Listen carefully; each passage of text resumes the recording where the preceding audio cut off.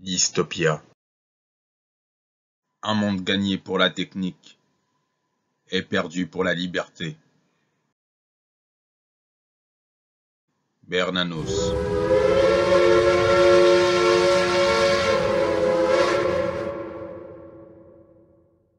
Chers auditeurs, bonjour et bienvenue dans ce nouveau numéro du Contre-Journal. Nous poursuivons le travail du précédent numéro. Nous passions en revue les premiers tours de cette Coupe du Monde. Nous allons un petit peu plus loin puisque nous faisons un bilan des tours suivants jusqu'à la finale. D'un côté, nous ferons le bilan des matchs, donc un bilan sportif, et de l'autre, un bilan un petit peu plus politique et agrémenté de quelques anecdotes. Merci Ignace. Et puis on va passer directement au huitième de finale avec le premier match. Pays-Bas-États-Unis. Je ne sais pas ce que tu en as pensé. Pays-Bas et États-Unis, alors c'était un match un petit peu surprenant puisque les Américains ont tenu la dragée haute euh, Hollandais jusqu'à jusqu'à la fin quasiment. On s'attendait à ce que les Américains soient complètement en déroute et ça n'a pas été le cas. Les, euh, les Hollandais assez rusés ont réussi à mettre des buts au bon moment et ça a un peu déstabilisé les Américains, mais les Américains ont plutôt bien tenu le choc et ça augure sans doute de très belles choses pour la prochaine Coupe du Monde qui sera organisée en partie sur leur territoire, puisqu'ils ont montré qu'ils étaient quelque part une nation du football. On pourrait peut-être attendre davantage d'eux et ce sera sans doute l'occasion en 2025 de voir un visage encore plus offensif et peut-être avec un peu plus de buts de leur côté. Alors si tu me permets Ignace, on ne dit pas hollandais, mais néerlandais. La Hollande étant une province des Pays-Bas, les Hollandais sont les habitants de la province. C'est donc les Néerlandais pour parler des habitants du Pays-Bas. Très bien, je te le concède. Moi, j'aime bien hollandais. Et d'ailleurs, il me semble que c'est dans les Pays-Bas euh, que se trouve la province du Zélande. Et donc, pour ceux qui se posent la question où est l'ancienne Zélande, puisqu'il y a une Nouvelle-Zélande, eh bien, c'était aux Pays-Bas. Alors, ce match-là, c'était peut-être le match qui, à mes yeux, était celui où il y avait peut-être le moins d'enjeux. Je voyais mal les États-Unis renverser les Pays-Bas, mais comme tu l'as dit, il y a eu un petit moment de doute dans cette équipe des Pays-Bas et on a pensé peut-être que les Américains allaient faire un exploit, mais les Pays-Bas se sont repris. Je n'ai pas trouvé que cette équipe des Pays-Bas était très belle à voir jouer dans cette Coupe du Monde, ce que je trouve dommage. J'associe, moi, les Pays-Bas au football total, et cette façon de jouer intégralement le football, un peu sans calcul, de défendre et d'attaquer ensemble. Mais bon, ça, c'est une vieille époque. Elle est révolue. Elle est révolue, ouais, on en discutera au sujet des autres équipes. Mais il est question de peu plus de tactique, surtout de ruse. Les Hollandais se sont montrés très rusés, un peu à la façon de la Coupe du Monde de 2010 jusque contre les Espagnols. Je pense qu'ils ont gardé ce jeu-là. C'est un jeu qui leur a permis déjà d'aller en finale. Donc pourquoi changer alors que ça leur avait permis d'aller assez loin. Et d'ailleurs, ils ont failli aller très loin. Ça s'est pas joué à grand-chose hein, contre les Argentins par la suite. Mais ils ont vraiment fait preuve de ruse. Je pense que c'est l'une des équipes les plus rusées. Oui, tout à fait. Et puis, comparé quand même à 2010 et même à 2014, c'est une opinion personnelle, mais Et je dirais qu'elle est quand même beaucoup moins talentueuse que cette génération est moins talentueuse Ah, c'est que celle sûr, des oui. Robben et des Van Persie, donc qui jouent un peu avec leurs armes. Bon, donc pas de surprise et comme tu l'as dit, les États-Unis, qui sont sans être une grande nation de football, ne sont jamais véritablement ridicules en coupe du monde et en Gold Cup, la coupe d'Amérique du Nord, ils dominent avec, le Mexique, l'Amérique du Nord, donc Oui, c'est après, pour la Gold Cup, c'est pas non plus la référence. On pourrait s'amuser à reprendre la petite pique de Mbappé sur le football d'Amérique du Sud. Il y a quelques nations en Amérique du Nord qui dominent, souvent les États-Unis et le Mexique, comme en Amérique du Sud, le Brésil et l'Argentine. Donc bon, effectivement, ils arrivent à s'imposer sur leur terre. C'est un peu plus dur quand ils rencontrent les autres grandes nations du football, mais ils ne sont pas ridiculisés. Et on attend peut-être qu'ils arrivent à franchir l'étape décisive et arriver un petit peu plus loin dans leur Coupe du Monde. Donc, comme souvent les Coupes du Monde avec les pays organisateurs, l'équipe qui organise, euh, avec la ferveur du public, arrive à aller un petit peu plus loin, à aller faire un peu plus que ce qu'elle fait d'habitude. Donc on verra. oui, et puis on fait confiance aux Américains pour leur organisation. Ils ont quand même l'habitude d'organiser des grandes compétitions sportives, ne serait-ce que sur le plan national. Après, il y a peut-être une question culturelle. Le foot a été longtemps perçu comme le soccer, comme ils disent là-bas, a été longtemps perçu comme un jeu plutôt réservé aux filles, au Canada aussi d'ailleurs, puis un peu aux enfants de la bourgeoisie. Ça Donc tombe bien puisqu'on est dans une époque de féminisation. Donc, voilà, donc d'ailleurs leur équipe nationale féminine est la meilleure équipe au monde sur le plan féminin, parce que si on compare avec les garçons, la comparaison n'est pas en leur faveur, mais voilà, on peut se dire que peut-être que en 2026, cette équipe ira en quart de finale, sait-on jamais. En tout cas, comme tu l'as souligné en introduction de ce contre-journal, nous allons faire des points historiques, politiques. Et là, on veut faire un petit point politico-historique. Alors, on va toujours faire ça sur celui qui a perdu le match, hein. On va faire ça petit à petit.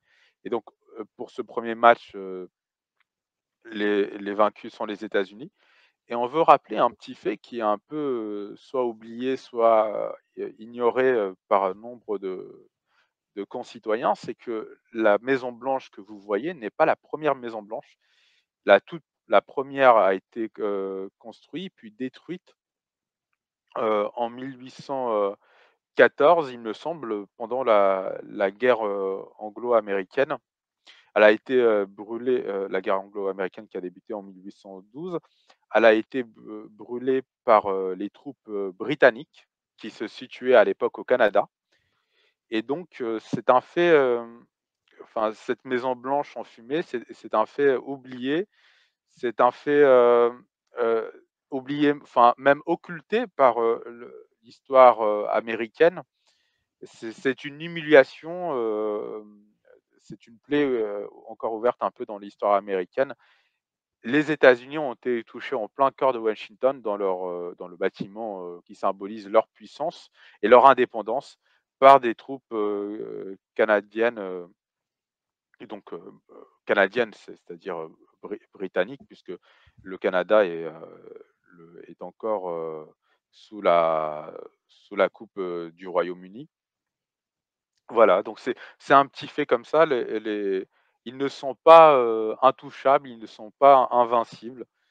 Et ça aussi, c'est aussi pour dire, si on prend le plan politique actuel, que les relations entre les États-Unis et le Canada sont beaucoup moins amicales qu'on ne pourrait le penser et que, sait-on jamais, dans 50 ans, 70 ans, on n'est pas à l'abri d'un conflit entre ces 2 puissances, surtout lorsque les États-Unis auront besoin de ressources et de terres. Alors, 2e match de ces huitièmes de finale, Argentine-Australie. Tout d'abord, petite anecdote amusante, il y a un joueur australien qui s'appelle Godwin. C'est pour la première fois dans un match qu'on atteignait le point Godwin. C'est Très vite, très, plus très vite que vite. d'habitude. Ouais. Les Argentins étaient favoris sur le papier. Ils ont très vite mené au score et puis après, ils ont mené très rapidement de 2-0 et puis, par un concours de circonstances, il y a eu un but, des Australiens et donc, ils ont été pris de panique. Hem et sur la fin, le match a été beaucoup plus tendu, donc beaucoup plus équilibré, que ce que disaient les observateurs. On a même pensé, qu'un but allait arriver en dernière seconde, et ça aurait pu, sans doute faire pencher la balance du côté des Australiens et peut-être, qui sait, s'il y avait eu, des prolongations, les voir gagner, en fin de match. Bon, ça n'a pas été le cas, mais ça a été quand même un match assez plaisant, avec, une opposition, plus qu'intéressante de la part des Australiens. Tout à fait, ils n'ont pas du tout été ridicules dans ce match. Ils ont bien fait trembler les Argentins, d'ailleurs des Argentins, qui avaient des gros problèmes en défense. On reparlera de cette équipe d'Argentine et de la manière dont elle s'est, pour moi, étrangement réveillée à partir des demi-finales. Mais je trouve que ce match était très équilibré à ma grande surprise. Les Australiens qui ne passeront pas le huitième de finale, je rappellerai quand même qu'en 2006, les Australiens étaient aussi en huitième de finale et qui se sont fait littéralement voler le match par l'Italie, puisque l'Italie avait marqué sur penalty avec une simulation dans la surface de réparation. Donc il n'y avait pas faute. Les Italiens avaient donc gagné sur un penalty. On s'acheminait vers la fin du match. Et il me semble on s'acheminait vers les prolongations. Et au moment où il y a la simulation, c'est plutôt les Australiens qui dominaient dans le jeu. Et si les Australiens étaient passés, ils auraient rencontré l'Ukraine et l'Ukraine était à l'époque tout à fait à leur portée. Donc on aurait pu avoir à l'époque soit l'Ukraine, soit l'Australie en demi-finale. Bon, s'il n'y avait pas eu la triche italienne, mais bon, ça c'est l'histoire et l'Italie a gagné la Coupe du Monde par la suite. En tout cas, un manque de chance de l'Australie dans cette Coupe du Monde. Depuis 2006, l'Australie n'est plus dans la confédération océanique, elle est dans la confédération asiatique. Je trouve que ce changement lui a fait beaucoup de bien, ça l'a aidé à progresser. Donc les Soqueros, je pense, ont quand même un avenir prometteur dans ces Coupes du Monde et surtout dans les prochaines Coupes du Monde où il y aura plus d'équipes de la confédération asiatique. Alors, le petit fait sur l'Australie, ça c'est un fait beaucoup moins politique, c'est pourquoi l'Australie, qui a un drapeau fait de blanc, de bleu et de rouge, pourquoi cette Australie joue en jaune et vert. À cause du C'est tout simple. kangourou. Et pas vraiment, en fait, c'est les couleurs de l'acacia doré, donc c'est une plante qui est originaire d'Australie et qui est la fleur nationale depuis septembre 1988, mais bien avant, on considérait déjà que c'était un emblème national. Donc c'est pour symboliser cette fleur, emblème national, qui joue dans ces couleurs-là. Ensuite, on passe au match suivant, qui a été un peu c'est un peu ma tristesse, ma déception dans ce huitième de finale. Le Japon s'est incliné au tir au but, 1-1 et 3 tirs au but à 1 face à la Croatie. Donc les Croates qui ont battu le Japon au tir au but. C'est J'ai vrai. trouvé ce Japon très plaisant à voir. Ils défendent ensemble, ils attaquent ensemble. Moi, dans les phases offensives du Japon, j'avais l'impression de voir deux Japons totalement différents. Il y a une phase où tout le monde défend et puis une phase où tout le monde attaque. Et on a l'impression que quand ils attaquent, ils dominent le match, ils sont rapides, ils ont la passe juste. Alors peut-être il manque d'efficacité devant le but, mais pour la deuxième fois d'affilée, puisqu'en 2018 c'était aussi le cas, ils avaient perdu en huitième de finale 3-2 contre la Belgique alors qu'ils menaient 2-0. Et là, ils menaient 1-0 contre la Croatie. Les Croates ont égalisé. J'ai trouvé cette équipe du Japon très, très belle à voir. Je ne sais pas ce que tu en penses, mais en tout cas, cette équipe qui avait battu l'Allemagne 2-1 et l'Espagne 2-1, bon, sur un but qui n'aurait peut-être pas dû être accepté, c'est le deuxième but, mais en tout cas, j'ai été très attristé de voir cette équipe sortir. Toi, qu'as-tu pensé de ce match? C'est vrai que c'était un peu euh, dommage de voir le Japon sortir ainsi, surtout que la Croatie n'a pas beaucoup proposé. Et donc, et d'ailleurs, comme au tour suivant, la Croatie avait un jeu très fermé et très peu offensif, profitait de quelques ouvertures pour pouvoir s'engouffrer. Mais c'était pas un jeu très plaisant. Donc, je pense que il eût été préférable de sans doute voir un autre type de football. Et dans cette perspective-là, le Japon aurait mérité d'être un peu mieux couronné. Donc, dommage, voilà, c'est dommage. Ce sera peut-être pour une prochaine. En tout cas, ils nous ont quand même surpris et régalé, ces Japonais. Donc la suite à la prochaine Coupe du Monde en espérant qu'ils seront au même niveau et qu'ils pourront passer les obstacles. J'ai trouvé très intéressant dans ce Japon, en le comparant en 2018, on voit bien qu'ils ont retenu les leçons de 2018 et qu'ils ont adapté leur jeu. On sent quand même qu'il y a énormément de travail derrière, qu'il y a vraiment une véritable préparation de cette Coupe du Monde. Donc j'espère que ça va continuer sur cette lancée et qu'ils vont encore pallier leurs faiblesses en 2026 et qu'ils reviendront plus forts. Et le petit fait politique sur le Japon Tout simplement, alors ou une c'est anecdote? quelque chose, c'est un fait historique. Vous savez que depuis la fin de la Seconde Guerre mondiale, les Américains ont imposé une constitution aux Japonais et cette constitution, ne reconnaît pas le caractère divin de l'empereur du Japon, car avant cette constitution, l'empereur a été considéré comme, un descendant de la déesse, Amaterasu, j'espère que je le prononce bien, qui est la déesse du soleil. Donc il était de d'ascendance divine et le dernier qui a été d'ascendance divine, c'est celui qui a régné durant la Seconde Guerre mondiale, c'est l'empereur Hirohito. Et au Japon, quand un empereur décède, on lui donne un surnom qui va servir à nommer son règne de façon posthume. Et donc cet empereur, il a été appelé l'empereur de la paix brillante. Et tu sais comment on dit paix brillante en japonais? Hirohito? Non, c'est Showa. Ah, Donc durant la Seconde Guerre mondiale, c'est le règne de l'empereur Showa. Voilà. J'ai après le je point pense Godwin, on arrive à Shoah. voilà, voilà, c'est absolument extraordinaire ce ce ce hasard de, Sachant on a eu Zelensky avant oui, de la Pologne. ouais, donc oui, il y a eu, c'est vrai que on en parlera juste après, mais il y a dans France-Pologne, il y a un joueur qui s'appelle Zelensky, donc voilà. Sachez que l'empereur, qui a régné durant la Seconde Guerre mondiale a été surnommé par les Japonais l'empereur Showa. Bien sûr, nous ne faisons pas l'apologie de crimes contre l'humanité, on est bien d'accord, mais c'était juste pour la coïncidence. Si on peut encore souligner des coïncidences dans ce pays. Le match d'après, c'est Brésil-Corée du Sud. Heu, la Corée du Sud qui a été, je trouve, très belle durant les phases de poule.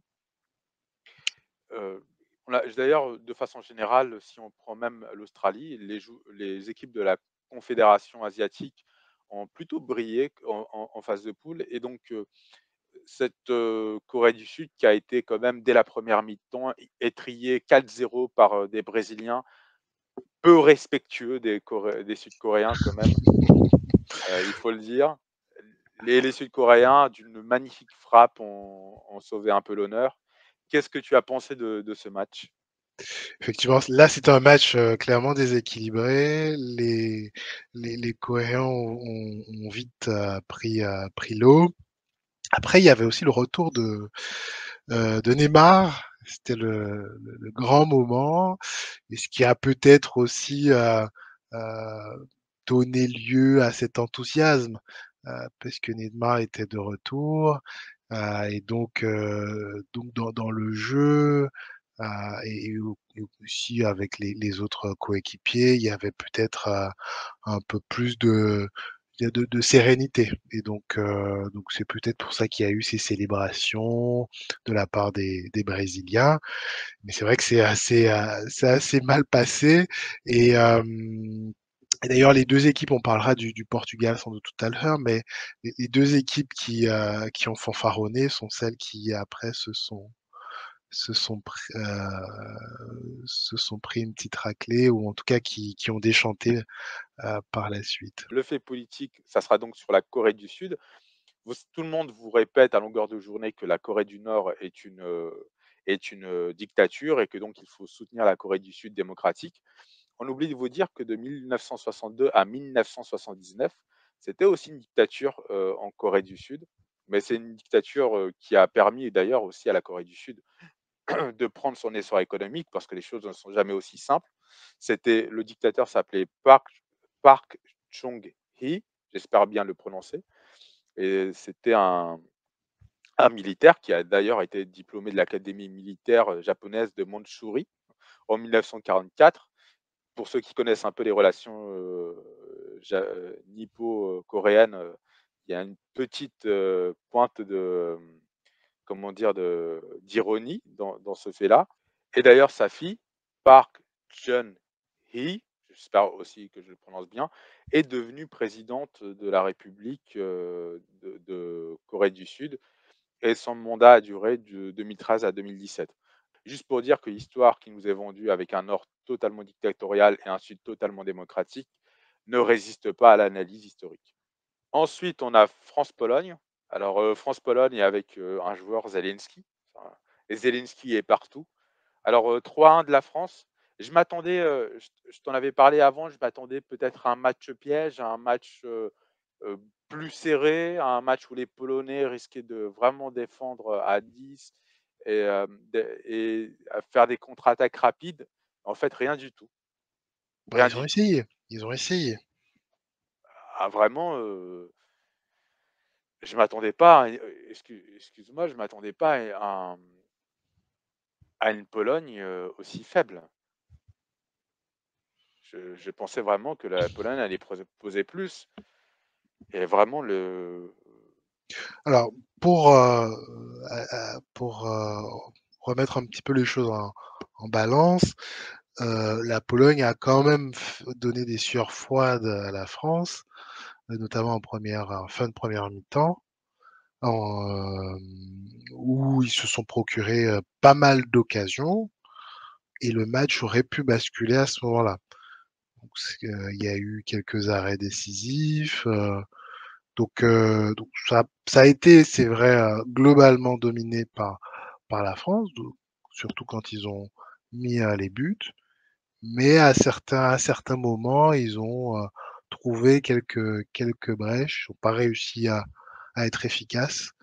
Donc ça n'a pas été une domination totale de la part de la France. Absolue, on va dire. le fait politique sur la Pologne, c'est un fait assez important. Je voudrais parler d'un conflit qui a opposé en 1920 la Pologne à l'Union soviétique, à la Russie soviétique de l'époque. Et c'est un conflit qui a été il y a eu plusieurs phases. Il y a les Polonais sont allés jusqu'à Kiev. Ils ont pris Kiev le 7 mai 1920. Ils avaient un projet de créer une Ukraine indépendante pour créer une zone tampon avec l'Union soviétique. Les troupes soviétiques ont fait une contre-attaque, ils ont repris et ils sont venus ils sont allés jusqu'aux alentours de Varsovie. Et on pensait à ce moment-là que l'Union soviétique allait définitivement gagner contre la Pologne. Et puis, il y a eu de nouveau une contre-attaque polonaise. Finalement, la guerre se terminera avec ce qu'on appelle la paix de Riga, le traité de Riga qui date du 18 mai 1921 et qui va marquer la normalisation des relations entre la Pologne et l'Union soviétique. Une paix un peu à l'image du traité de Versailles d'ailleurs, qui ne satisfait pas vraiment les parties. Les Polonais considèrent qu'ils ont gagné la guerre d'ailleurs, ce qui est vrai, hein. Ils considèrent qu'après avoir gagné la guerre, ils auraient dû avoir bien plus de territoire, tandis que les Soviétiques, eux, constataient l'échec de leur armée. Cette guerre de 1920 qui est un peu, oubliée, par notre chère éducation nationale. On on étudie peu l'entre-deux-guerres et les conflits d'entre-deux-guerres, explique en partie l'union germano-soviétique et la manière dont les soviétiques se sont acharnés sur, l'armée polonaise, lorsque l'Union soviétique a pris la moitié de la Pologne. Voilà. Et d'ailleurs, ça peut expliquer en partie l'attitude des Polonais, dans le conflit actuel, russo-ukrainien, puisqu'on sent qu'ils ont des velléités, d'extension et de reprise d'une partie du territoire ukrainien. Oui, puisque de toutes les manières, c'était aussi l'un des enjeux de ce conflit en 1920, c'était reprendre les territoires pour refonder ce que les Polonais appellent la Grande Pologne, qu'ils considéraient être leur territoire historique. Et d'ailleurs, ça touche aussi aux pays baltes. Donc il y a cette rivalité. Alors il n'y a pas forcément un amour des Polonais envers les Ukrainiens, mais il y a je dirais, une alliance de circonstances en se disant que l'ennemi principal actuellement, le plus dangereux, c'est la Russie. Mais imaginons que les Ukrainiens se retrouvent seuls face aux Polonais, je ne donne pas cher de la De leur peau peau. des Ukrainiens. Je veux dire, il y a aussi des volontés de conquête polonaises en Ukraine. Donc l'Ukraine se retrouve un peu bloquée entre les deux. Et maintenant, avec la guerre, les Ukrainiens, à mon avis, doivent prier pour que les Polonais restent sur la ligne de l'OTAN. Parce que le jour où les Polonais en dévient, ça va faire très très mal aux Ukrainiens. Bon, ils ne sont pas prêts d'en dévier, puisque entre l'Ukraine et la Russie, ils semblent détester un peu plus les Russes qu'ils ne détestent les Ukrainiens. Voilà. Mais c'est juste rappeler ce conflit, et tu as raison de faire le lien avec le conflit russo-ukrainien, rappelle toute la complexité et toute l'antériorité des conflits dans cette région. Et ensuite, il y a ce huitième de finale entre l'Angleterre et le Sénégal, 3-0 pour l'Angleterre, pardon, j'allais dire pour le Sénégal. Les Sénégalais n'ont pas vraiment existé, hein. J'ai été déçu parce que au moment où l'Angleterre marque le premier but, c'est plutôt les Sénégalais qui dominent dans le jeu. C'était vraiment une phase de domination sénégalaise et on a l'impression, d'ailleurs c'est pas qu'une impression, qu'à partir du moment où les Anglais ont marqué le premier but, les Sénégalais se sont effondrés psychologiquement. Ouais, ils ont pris l'eau, ils ont pris le deuxième but, quasiment dans la foulée.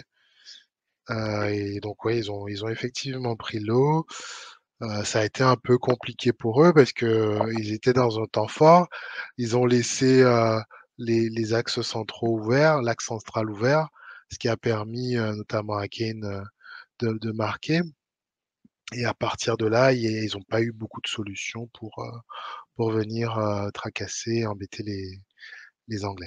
Alors, le fait historique sur le Sénégal, là aussi, on va parler d'un conflit, un conflit inconnu, en tout cas inconnu en Europe, qui est le conflit entre le Sénégal et la Mauritanie le long du fleuve Sénégal, qui a eu lieu entre 1989 et 1991 et qui a vu des centaines de milliers de personnes sénégalais en Mauritanie et mauritaniens au Sénégal quitter leur maison, leur commerce et être exclus. Exclus pas forcément un peu par les autorités, mais surtout par les populations locales. C'est aussi un conflit un peu fratricide entre ces 2 pays, frontaliers. Je trouve qu'il était essentiel de le rappeler puisque ce sont 2 pays, 2 très grands pays et que la Mauritanie, en plus, a cette particularité d'être entre le Maghreb, d'appartenir au pays du Maghreb, mais aussi d'être la porte d'entrée en Afrique de l'Ouest. Match suivant, Maroc-Espagne et victoire du Maroc au tir au but. 3-0 au tir au but. les Espagnols n'ont marqué aucun OK, tir au but. effectivement, c'était à la panne sèche. Ouais, et avec un gardien fabuleux, Bounou, qui a été élu meilleur gardien du championnat espagnol, hein. Et donc, il ne sort pas de nulle part. Qu'est-ce que tu as pensé toi de ce match? Eh ben, c'était déjà la critique que je formulais, du Japon contre, pas du Japon, de l'Espagne contre l'Allemagne. C'est-à-dire que l'Espagne a joué beaucoup à la baballe, ils dominaient, beaucoup de passes, mais ils avaient du mal à s'approcher et quand ils s'approchaient, bon, beh, ils étaient, malheureux devant le but. Donc on a eu finalement une équipe, du Maroc beaucoup plus réaliste qui a su faire le dos rond, pendant tout le match et même poser beaucoup de difficultés à l'Espagne et j'ai l'impression aussi que l'Espagne avait, cette espèce de complexe de supériorité en se disant que bon, c'était dans la poche. D'ailleurs, ça s'est ressenti, par les propos du sélectionneur qui a dit qu'il voyait pas de meilleure équipe que la sienne alors qu'ils avaient été battus. Donc peut-être qu'il y a eu aussi une, heu, mauvaise, mauvaise façon d'aborder le match, et qui leur a em qui les a empêchés d'aller, bah, de gagner tout simplement. Il y avait peut-être du beau jeu à certains moments, mais ça marquait pas et je pense qu'ils le payent à la fin et donc finalement leur élimination n'est pas si logique que ça.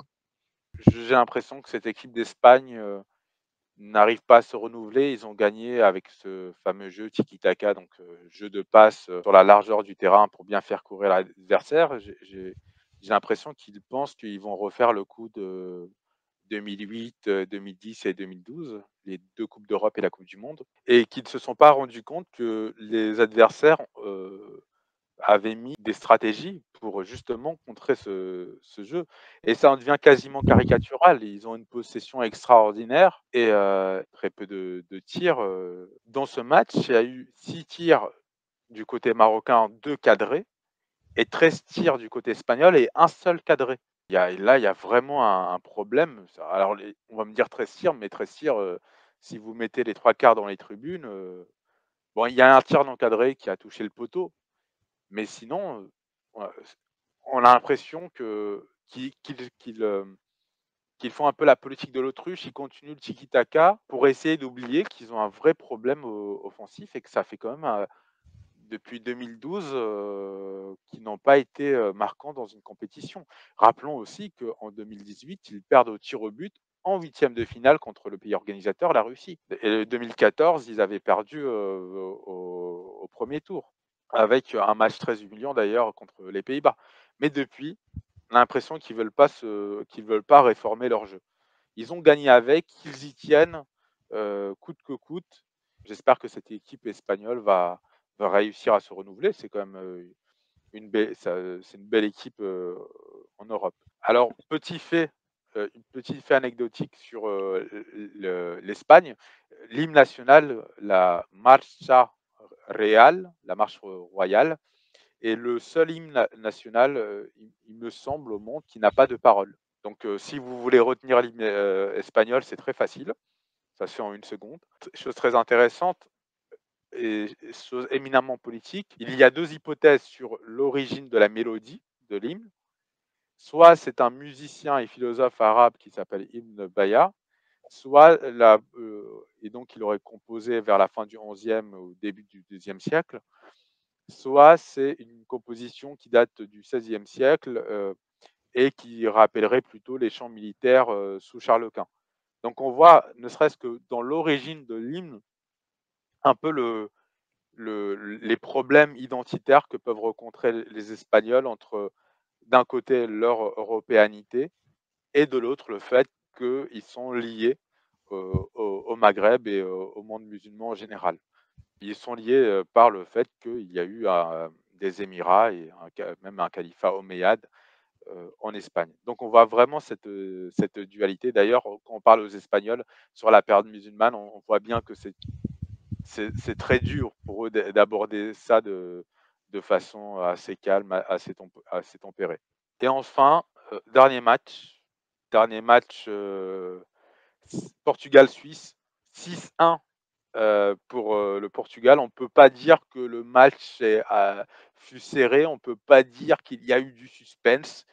Le Portugal a étrillé une Suisse qui a eu la naïveté de laisser des grands espaces à un Portugal très talentueux offensivement. Et les Portugais se sont régalés. Qu'est-ce que tu as pensé de ce match?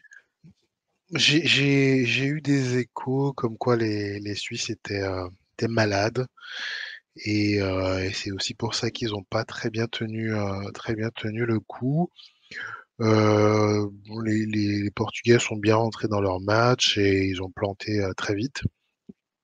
Et après ils ont déroulé très très très vite. Ça a rappelé par instant le scénario du match Brésil-Allemagne de 2014.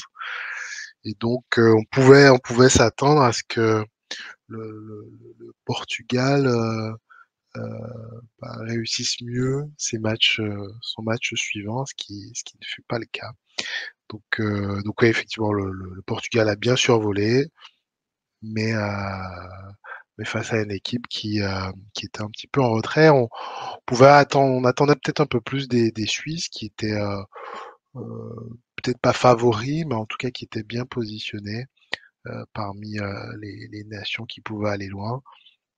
Donc c'est peut-être un petit regret pour eux.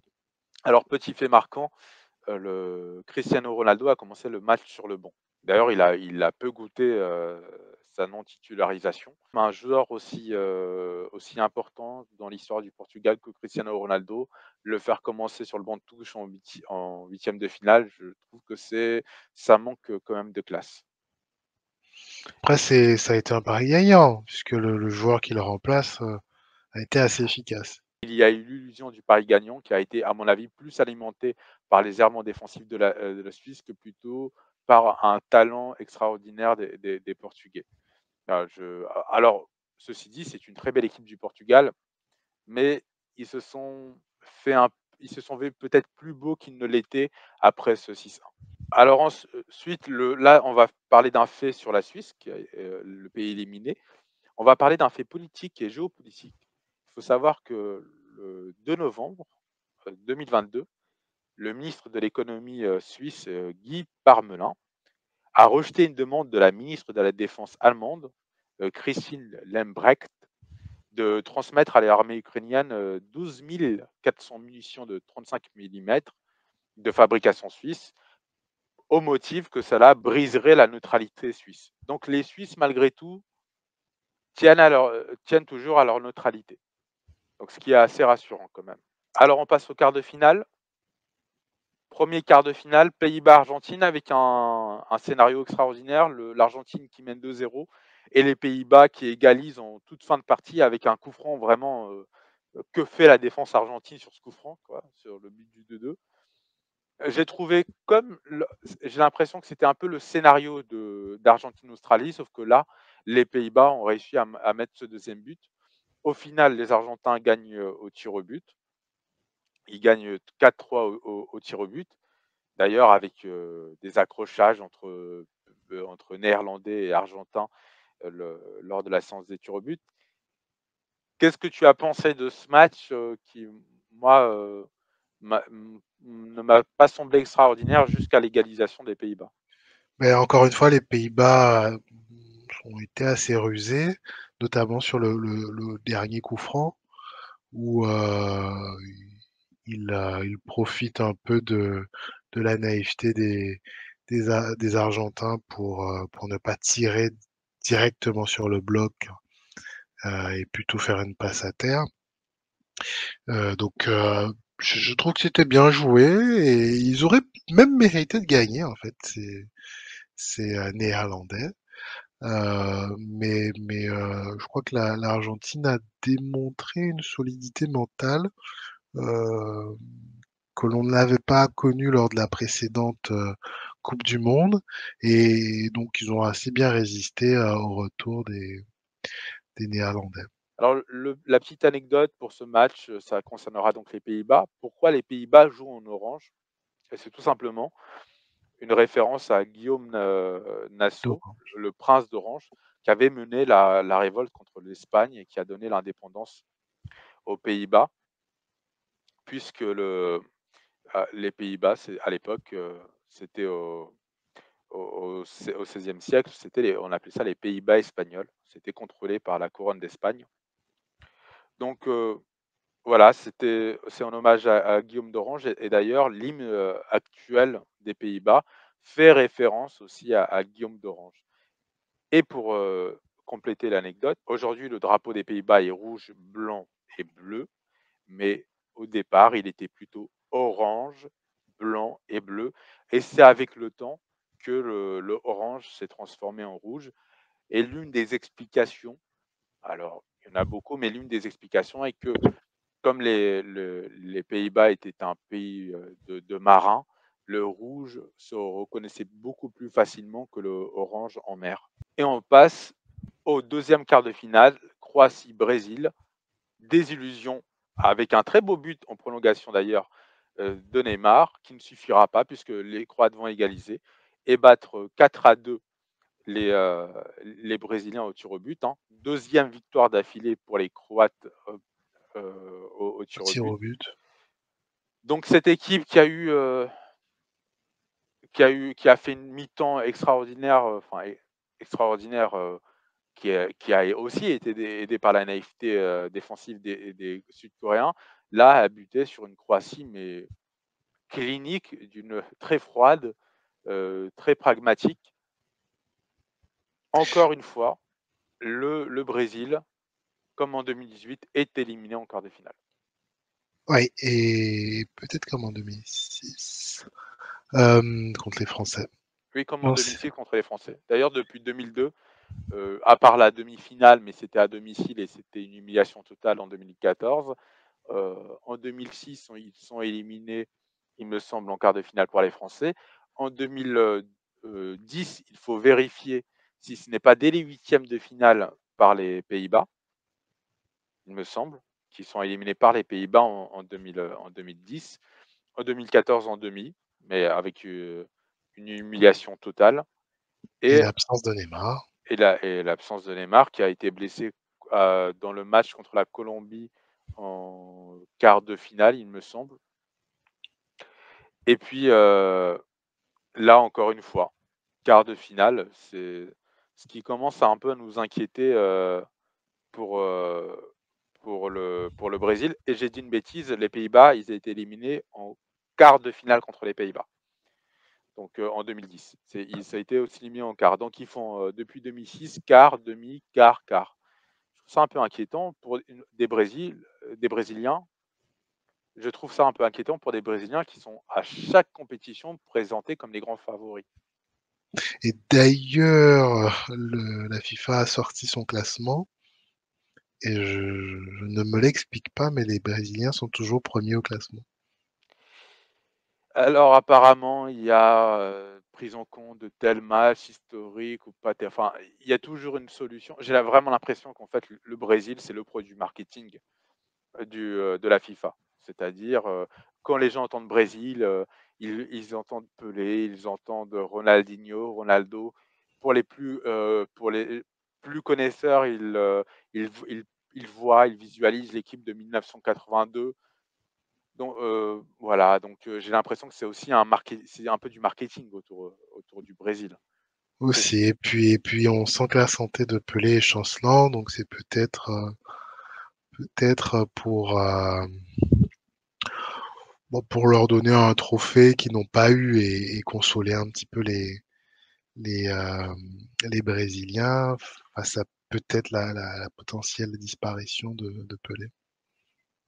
aussi oui, Encore. mais d'ailleurs, nos pensées vont appeler, nous espérons qu'il pourra vivre encore, quelques années. Il faut vraiment enfin, pour ceux qui ne connaissent pas, Pelé est un joueur absolument, immense, qui a été d'ailleurs, on peut dire ça comme ça, nationalisé. Il avait interdiction de quitter le territoire américain. C'est pour ça que Pelé, plus grand joueur du monde à son époque, n'a joué dans aucun club européen.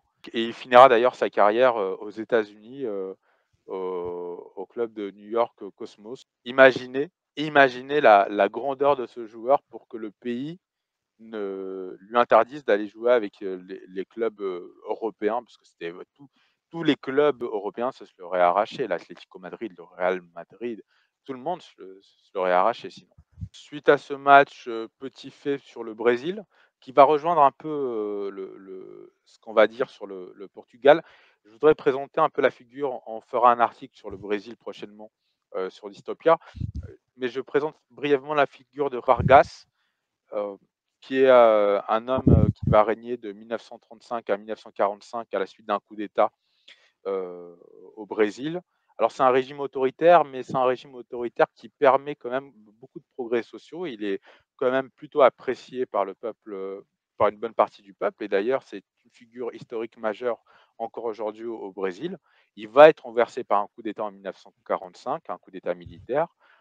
Des élections vont être organisées et il va se présenter, lui, aux élections en 1950. Mais en 1954, il va être de nouveau destitué par un coup d'État et là, il se suicidera. C'est un destin assez exceptionnel pour un dirigeant. De 1930 à 1945, sous le régime autoritaire, il a nommé ça l'État nouveau, en référence à l'État nouveau de Salazar au Portugal. Ensuite, on passe au prochain quart de finale, France-Angleterre. Alors, j'ai pas vu le match en entier, mais qu'est-ce que tu en as pensé, toi, de ce France-Angleterre? Les Français ont été très chanceux quand même. 2 pénaltys et il y a un qui n'a pas été converti par les Anglais. Bah, il me Ensuite, semble, si tu me permets, que c'est quand même c'est ce qu'on appelle un drop en rugby, ce qu'a fait Harry Kane. Donc il aurait tout pu à avoir fait, quelques points. tout à fait. D'ailleurs, il y a une pub qu'il avait faite où il envoyait un penalty dans les airs et c'était peut-être prémonitoire, je sais pas. Mais j'ai trouvé les Français assez friables défensivement, euh, qui ont été pris de panique, alors que les Anglais finalement proposaient assez peu, n'arrivaient pas, ils ont finalement eu assez peu d'occasions réelles de but. Et mais ils étaient très très dangereux à la surface de réparation. Euh, et donc ça a poussé Tchouaméni et d'autres et Hernandez peut-être à commettre quelques fautes qui ont donné ces 2 pénaltys. Donc globalement, l'Angleterre a dominé dans le jeu, a posé beaucoup de problèmes à la France, mais la France a été plus réaliste et a su planter les buts au bon moment et a eu aussi ce petit moment de chance. On va parler de l'Angleterre et juste pour rappeler que les mouvements sociaux continuent. C'est des mouvements sociaux contre l'inflation, principalement. Une inflation record en Angleterre et qu'on nous a rebattu les oreilles avec le nouveau Premier ministre Rishi Sunak en nous disant que c'était le Premier ministre d'origine pakistanaise, c'est ça, ou indienne? Indienne. D'origine indienne, alors qu'en fait, c'est juste un énième enfant de Davos qui est là pour saigner à blanc le peuple. Et là, on voit quand même que le peuple anglais ne s'y trompe pas. Et d'ailleurs, l'inflation touche aussi bien les Anglais de souche européenne que les Anglais de souche pakistanaise ou indienne. Donc là, on est un peu tous égaux face à l'augmentation des prix. Toi, tu t'y connais beaucoup mieux que moi en ce qui concerne l'Angleterre. Qu'est-ce que tu peux dire un peu de cette situation économique? Donc il y a une inflation qui touche les 11%.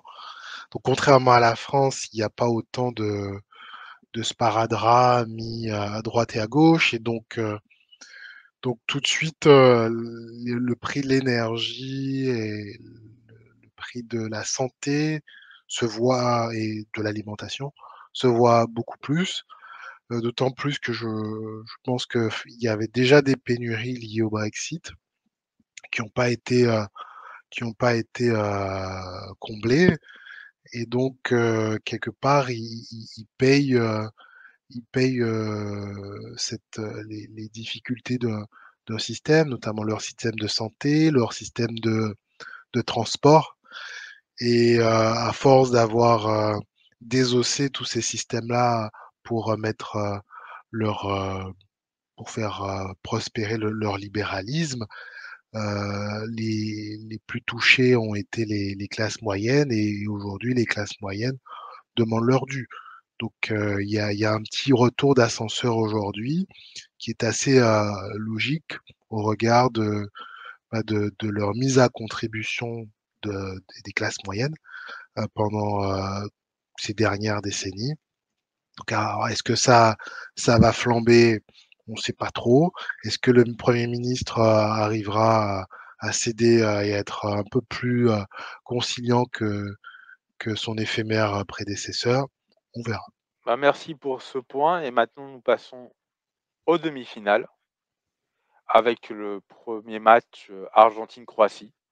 Et les Argentins qui avaient beaucoup de mal à tenir un match contre l'Australie et qui n'arrivaient pas à tenir le match contre les Pays-Bas, et d'un coup étrillent la Croatie 3-0 avec un premier penalty plutôt généreux. Il peut Heureusement. s'accorder comme Oui. il peut ne pas s'accorder. Très sincèrement, il est limite ce penalty. En tout cas, ça a vraiment brisé psychologiquement les Croates. Donc on a vu des Argentins plus en forme physiquement alors qu'on sentait qu'ils étaient un peu à la limite en huitième et en quart. Alors peut-être on peut se dire que c'est l'enjeu qui les a galvanisés? L'enjeu et puis après je dirais aussi que les Croates, semblaient, aussi un peu au bout du rouleau. Ils étaient, même si en début de partie, ils faisaient jeu égal, mais dès qu'ils ont pris le but, ça tirait un petit peu plus la langue, c'était un peu plus difficile donc et les Argentins ont pu, complètement avoir leur emprise sur leur match. Messi a fait de très beaux gestes, très belles passes et ça a permis à cette équipe, d'Argentine, de gagner et d'envoyer la Croatie jouer le match pour la troisième place. Tu parlais de ce match pour la troisième place, il y a un petit fait anecdotique, mais qui a quand même un peu son importance. C'est que le président serbe Aleksandar Vučić a soutenu le Maroc plutôt que les Croates en disant que les Marocains étaient ses vrais frères. Donc on sent encore qu'il y a la hache de guerre n'est pas enterrée entre la Croatie et la Serbie.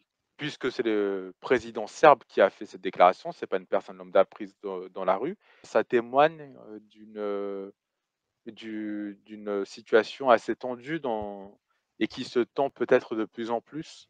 Est-ce qu'on va vers une nouvelle guerre des Balkans? La question est posée, d'autant plus que là, la Serbie, n'entend pas reculer sur la question, du Kosovo. Donc on sent que le, la le, la flamme, en tout cas l'incendie peut se raviver, assez rapidement. Et puis il faut pas oublier que l'entité, dans tous ces pays, qui sont aujourd'hui indépendants étaient sous la même coupe, la Yougoslavie et que le démembrement de la Yougoslavie ne s'est pas fait dans la très grande joie. Donc je pense qu'il y a encore des souvenirs, puisque ça c'est pas si lointain que cela, ça date d'il y a 30 ans. Donc il y a encore des souvenirs très vifs, des haines cuites et mal recuites, qui peuvent expliquer les attitudes de certains.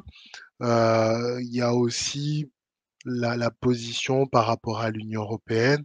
La Serbie n'est pas encore, même si elle frappe à la porte de l'Union européenne, n'est pas encore en Union européenne.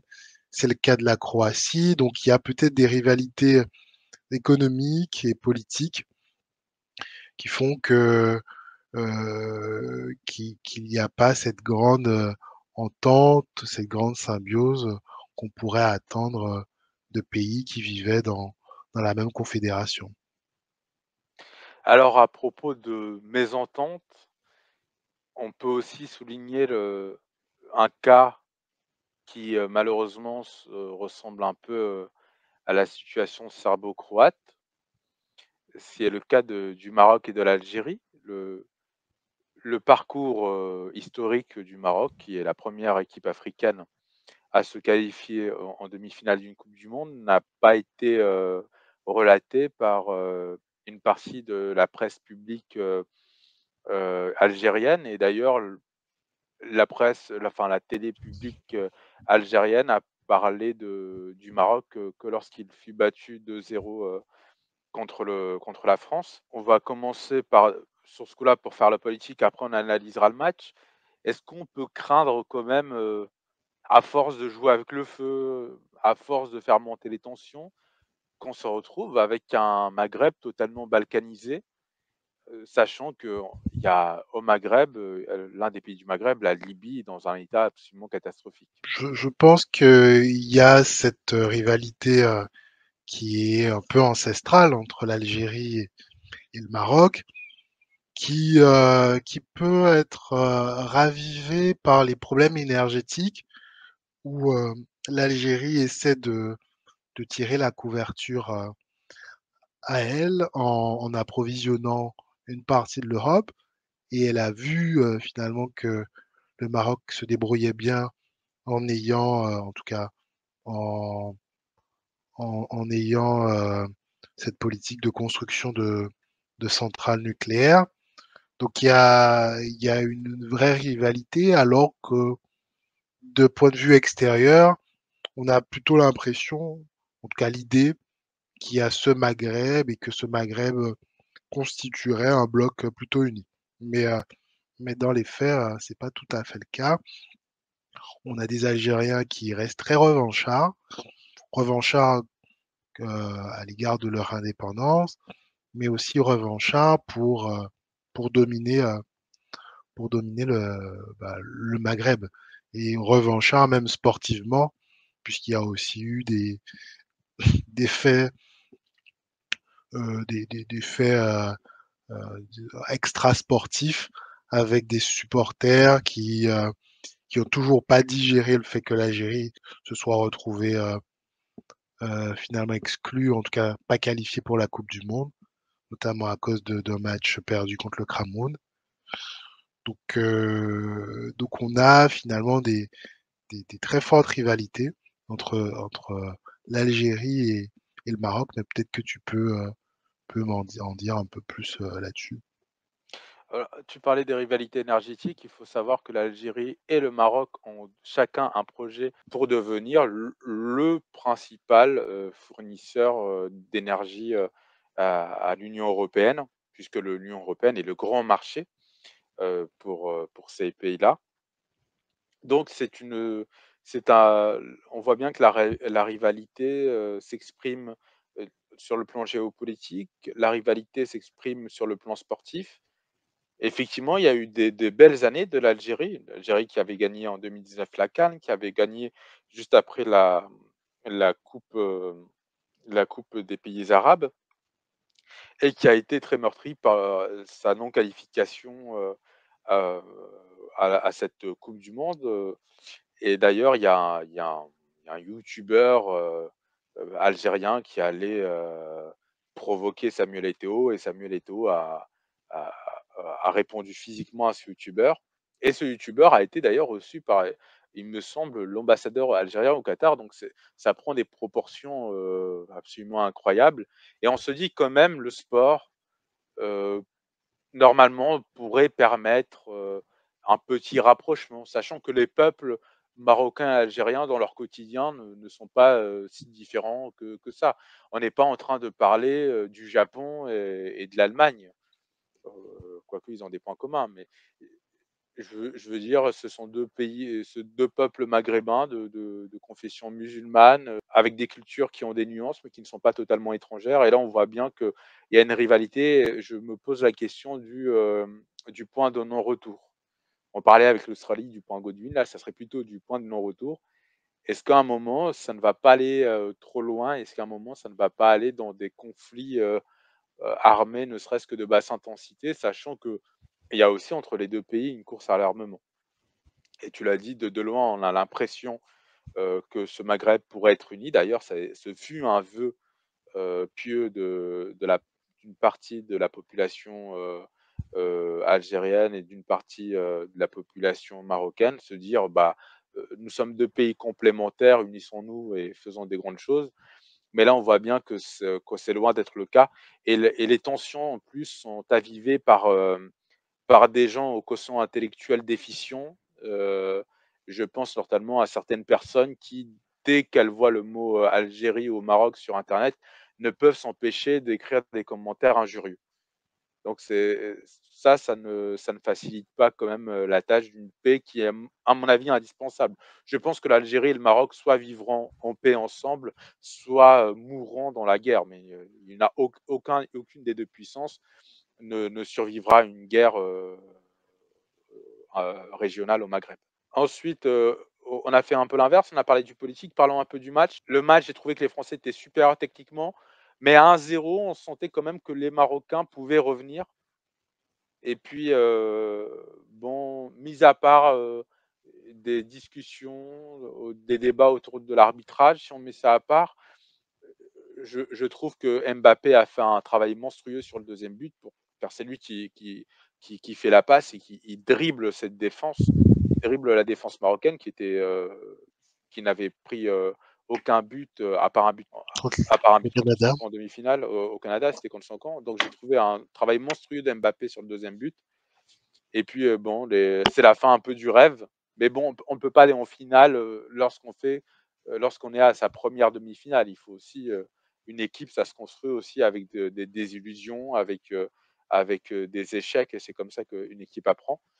J'ai trouvé par contre que cette équipe de France, hein, après le premier but, restait beaucoup trop en défense. D'ailleurs, ça se verra un peu pendant 80 minutes lors de la finale contre l'Argentine.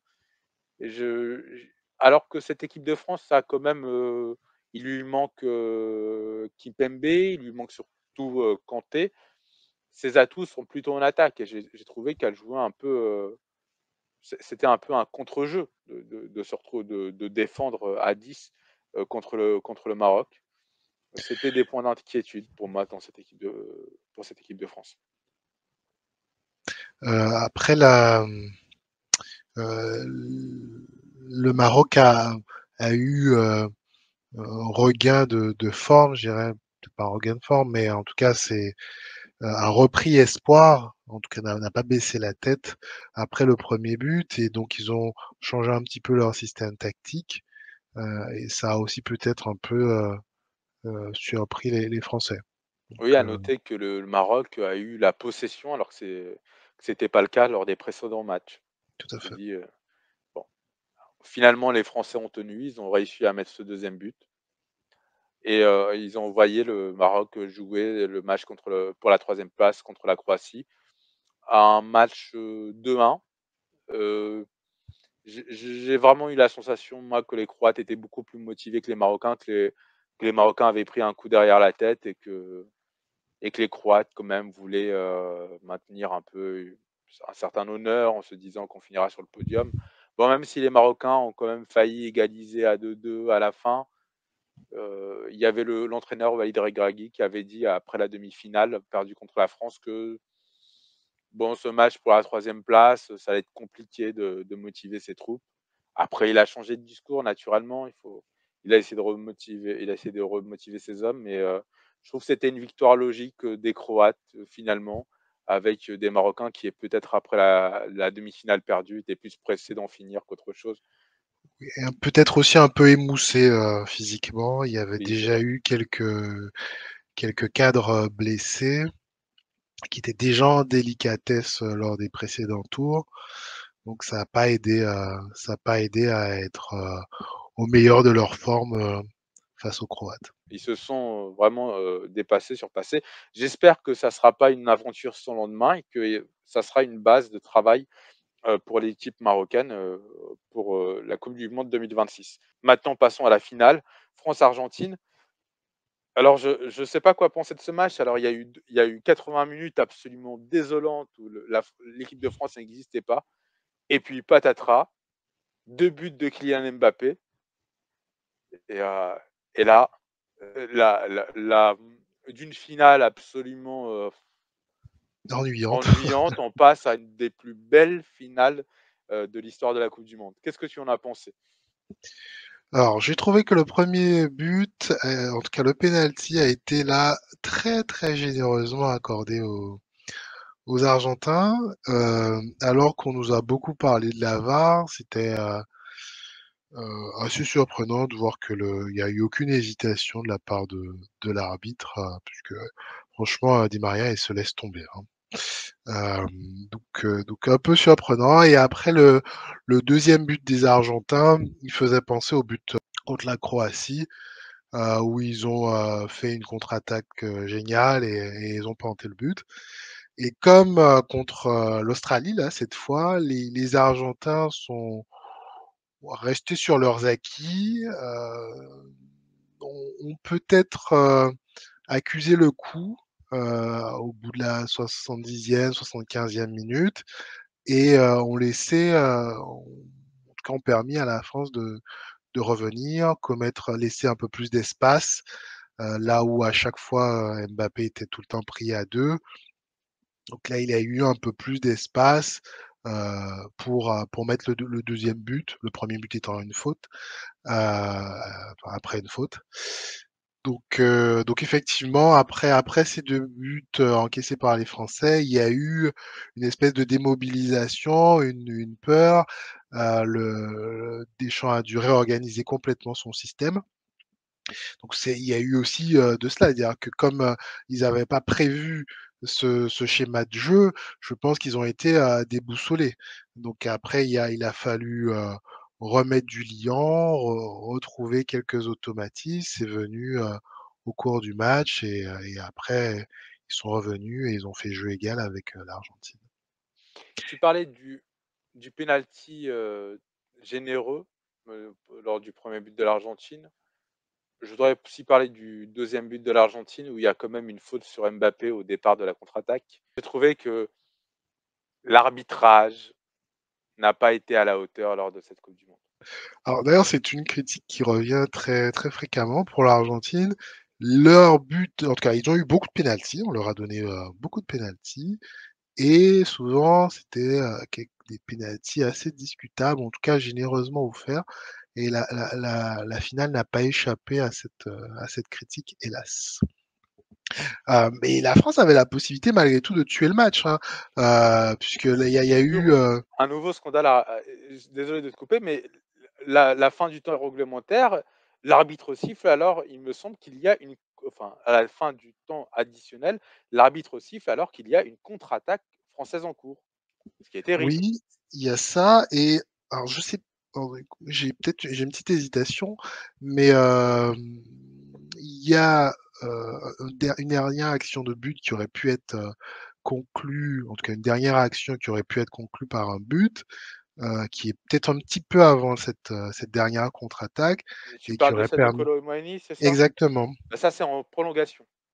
Oui, c'est en prolongation, oui. C'est la balle du 4-3. D'ailleurs, ça aurait été le score de 2018, ça aurait été magnifique. Et on sent que, bon, Colomani, c'est inexplicable. Parfois, il y a des gardiens qui te font un arrêt de classe mondiale. Alors que la frappe, enfin, il n'y a rien à dire sur la frappe de Colomani. Je pense qu'il n'aurait pas pu mieux la frapper dans sa situation. Voilà. Et effectivement, mais moi, je retiendrai quand même que cette Argentine en demi-finale a montré un tout autre visage. Et le jeu de l'Argentine pendant 80 minutes a été aussi vraiment aidé par l'arbitrage puisqu'ils étaient toujours à la limite de la faute et avec un Oui, arbitrage normal, ça siffle. oui, après ils ont quand même dominé, leur sujet, les Ah oui, ça c'est Argentins, autre chose. Oui, je suis au d'accord. moins pendant les 80 minutes. Moi, ce que je retiens, si on fait le petit aparté, politique, c'est que finalement, on se retrouve avec, c'est peut-être, moins vrai, mais pour la France, mais 2 nations qui sont un peu déclassées, économiquement. et qui comptait beaucoup sur cette finale pour se refaire une petite santé. On a senti au moins pour la France que le président français Macron voulait absolument, non pas pour les questions sportives, mais plutôt politiques, que la France remporte pour gagner quelques points de sondage, faire oublier ses difficultés en politique intérieure. Et l'Argentine, de l'autre côté, ça permet aussi de faire oublier les difficultés au quotidien, puisque les Argentins font face à une inflation record de plus de 50%. Ils se sont jamais remis de leur crise économique de 2001 exactement. Donc c'était quelque part la fenêtre de respiration pour ces deux pays. Et c'est peut-être pour cela que les enjeux, en tout cas, paraissaient très importants, alors que ce n'a resté qu'une finale de Coupe du Monde, en tout cas de foot. Tu l'as dit, crise argentine en 2001, ils font un défaut de paiement sur, la dette et d'ailleurs, ça le cas argentin devrait être étudié par ceux qui pensent qu'il suffira juste de faire un défaut de paiement, sur la dette pour repartir, heu, de bon pied et avoir une belle croissance économique. L'Argentine a fait défaut et comme, l'économie n'a pas, profondément changé, ils se retrouvent encore endettés et dans une situation encore plus catastrophique, qu'en 2001. Ouais et d'ailleurs, ils ont eu un président après le couple Krishna dont tu retiens bien mieux le nom que moi, Macri. heu, oui, et qui a justement, oui, qui a totalement, mis, l'Argentine sous la coupe des financiers. Donc on et d'ailleurs la gauche, argentine, est comme un peu la gauche française est limitée, enfin, ce qu'on appelle la gauche est limité au sociétal maintenant. C'est Tout à fait. l'avortement, c'est le droit LGBT. Tout à fait. Et par ailleurs, la grande difficulté de l'Argentine, c'est qu'elle, et c'est un peu aussi de plus en plus le cas en France, c'est qu'elle ne détient pas sa dette. euh, c'est une dette détenue essentiellement par des créanciers étrangers, ce qui est beaucoup plus difficile lorsque on annule la dette, puisqu'on est redevable à l'égard de ces marchés financiers, et donc on peut pas faire ce que l'on veut. En tout cas, on a plus de difficultés. Par exemple, la dette japonaise, elle est détenue en grande partie par la Banque nationale du Japon. Donc, ce sera plus évident pour eux s'ils doivent renégocier leur propre dette. Il y a un autre point, qu'on doit aborder aussi sur cette finale et c'est un point que les Argentins, n'ont pas manqué de soulever de façon un peu, sarcastique, dirons-nous pour être polis, c'est la composition de l'équipe de France et de l'équipe d'Argentine. On se retrouve avec le plus européen des pays d'Amérique latine et le plus africain des pays d'Europe. Et surtout après les remplacements, je pense qu'à part Hugo Lloris, il n'y avait plus un joueur de souche européenne dans cette équipe de France. Alors, est-ce dérangeant ou pas? Ça, c'est chacun se fera son avis. Je considère que quand même ces joueurs méritent d'être là puisque ce sont les meilleurs. Enfin, en tout cas, et qu'ils ont surtout fait un gros parcours, sachant que la plupart des titulaires habituels étaient blessés pour ce mondial. Mais ça pose une question. On voit bien que, mis à part pour le grand public, dans les milieux politiques, que ça soit à gauche où on se félicite de cette créolisation de la société, dirait Mélenchon, ou que ça soit à droite où on s'inquiète de ce grand remplacement, comme dirait, je ne sais pas, Zemmour ou Renaud Camus. On voit bien que ça pose question quand même, cette équipe-là. Est-ce, est-ce que est-ce que pour toi c'est le symbole d'une assimilation ou est-ce que pour toi c'est le symbole d'un grand remplacement. Est-ce que d'ailleurs l'un et l'autre enfin, est-ce que d'ailleurs les deux phénomènes ne C'est sont pas le la même chose? symbole, c'est le symbole aussi d'une politique migratoire. C'est-à-dire que il y a, de ce que j'ai compris, euh, des techniques et des méthodes de recrutement qui font que beaucoup de recruteurs français vont d'abord chercher dans le vivier africain. Ça a donné lieu il y a quelques années à une critique de la part de Sagnol quand il était entraîneur à Bordeaux. Et ça a donné lieu à toute une polémique. Et donc, des joueurs comme Messi et même d'ailleurs comme Griezmann ont du mal à exploser en France. Griezmann n'a d'ailleurs pas explosé en France, il explose en Espagne. Donc on a des méthodes de recrutement qui finalement aboutissent à la composition de cette équipe-là. On a aussi beaucoup d'enfants issus de quartiers, de banlieues qui pensent que le football va être leur ascenseur social et donc ils misent beaucoup. Donc il y a une espèce de sélection qui se fait où on trouve beaucoup de d'enfants issus des banlieues qui qui sont attirés par ce sport et donc de fait la composition de des clubs et des équipes est à l'image de ceux qui frappent à la porte de ce sport. Mais on aura quand même échappé, la défaite aura eu ça de bon pour la France, échappé à la propagande multiculturelle parce qu'on aurait eu droit à des louanges exceptionnelles de cette société multiculturelle, alors que c'est une société qui est de plus en plus conflictuelle. Euh, et le football aurait quelque part, en tout cas la victoire, aurait effacé toutes les difficultés que l'on connaît. C'est une vitrine mondiale. Que pensent les gens quand ils voient l'équipe de France? Alors je sais que lorsqu'ils voient Mbappé, ils sont fascinés, parce que moi je suis fasciné par Mbappé et que tout le monde pense comme moi, c'est bien connu. Mais sinon, on peut se poser une question. Et surtout, c'est aussi de l'autre côté, on voit bien que par exemple, ce n'est pas anodin, puisque les Argentins ont toujours fait en sorte d'avoir énormément de joueurs européens pour qu'on puisse percevoir l'Argentine comme un pays d'ascendance européenne. Et d'ailleurs, là, on s'est posé la question sur la France, mais c'est vrai qu'on peut aussi se poser la question sur l'Argentine, où il n'y a que des joueurs d'origine italienne ou allemande, alors qu'il y a quand même une population d'origine africaine en Argentine, même si elle est beaucoup moins nombreuse que dans les pays voisins, et qu'on peut aussi se poser la question de où sont les autochtones. Ils n'ont pas l'air très présents en Argentine. À la Pampa. Euh, voilà. Donc, c'est des questions qui sont quasiment interdites aujourd'hui en France, sauf à les poser de façon caricaturale par les gauchistes et les droitards, mais c'est quand même des questions qui ont le mérite d'être posées. Alors, un mot pour finir sur l'organisation de cette Coupe du Monde et sur le Qatar.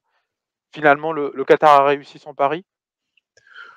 Bah, un pari plutôt réussi avec des revenus, des rentrées monétaires assez importantes, plus que prévu d'ailleurs, puisque la FIFA avait tablé sur à peu près 5 milliards et se retrouve à 7 milliards de 7,5 je crois de revenus. Donc ça montre qu'il y a eu de grosses audiences de la part des différents publics. Les boycotts qui avaient été annoncés n'ont pas beaucoup tenu. Et donc, et puis après, l'organisation s'est très bien déroulée. Donc, je crois ils ont réussi leur pari en tout cas, d'influence mondiale. Et puis ils ont montré qu'ils savaient simplement logistiquement, construire et organiser, même si ça a été construit dans des conditions, parfois un peu douteuses, mais bon, ils ont tenu, leur cahier des charges quelque part. Et d'ailleurs, tu parlais de construction douteuse, nous n'avons plus aucune leçon à donner aux Qataris, puisque des travailleurs sans papier se sont plaints des conditions de travail dans les chantiers des Jeux Olympiques de Paris pour 2024. Donc là, voilà, on est Et on vraiment. verra si Paris en 2024, arrivera à à organiser, aussi admirablement ces jeux, ce qui est pas gagné, notamment pour les questions de sécurité. Donc ouais, il y a peut-être aussi des leçons à en tout cas, oui, des leçons à tirer de ce mondial-là. Après, ils ont mis beaucoup d'argent sur la table, hein. Ils ont une manne, pétrolière et gazière, très importante qui leur permet de pouvoir, faire le jeu des poches profondes et de mettre, autant d'argent qu'ils le veulent sur la table. Alors, je ne veux pas porter malheur, aux Jeux olympiques, à Paris, mais je ne pense pas que ça sera aussi bien organisé. Mais par contre, comme les touristes ont pu découvrir un peu les paysages, qataris et le et les animaux, les qataris et notamment les chameaux, les touristes pourront découvrir nos animaux locaux, les rats, et et on pourra dire à un touriste lorsqu'il criera, «Au rat, au secours, il y a un rat», on pourra lui dire: «Non, ce n'est pas un rat, c'est un surmulot», et que, voilà, et qui s'il attrape la et que si ce touriste attrape la peste, qu'il se souvienne bien que la peste n'est pas venue d'un rat, mais d'un surmulot. Et d'ailleurs, d'ici là, je pense que ces surmulots seront bien nourris. On peut imaginer une compétition d'équitation où des jockeys, chevaucheraient des surmulots. Pourquoi pas? Écoute, Hidalgo nous a habitués à un génie supérieur, donc peut-être que d'ici là, elle trouvera une épreuve, avec des surmulots, qui feront l'animation, de ce peut-être la mascotte changera entre-temps, l'animation de ces jeux olympiques. Oui, bah, oui, je pense qu'on va finir, sur ça, sur cette note d'espoir, en espérant que les surmulots aient toute leur place, dans les Jeux olympiques, de Paris, Inclusif puisque alors. des jeux bien inclusifs, puisqu'à mon avis, bientôt, il y aura certainement, beaucoup plus de surmulots que de Parisiens à Paris. Vu que les loyers sont trop chers, les surmulots, eux, ça ne le dérange pas.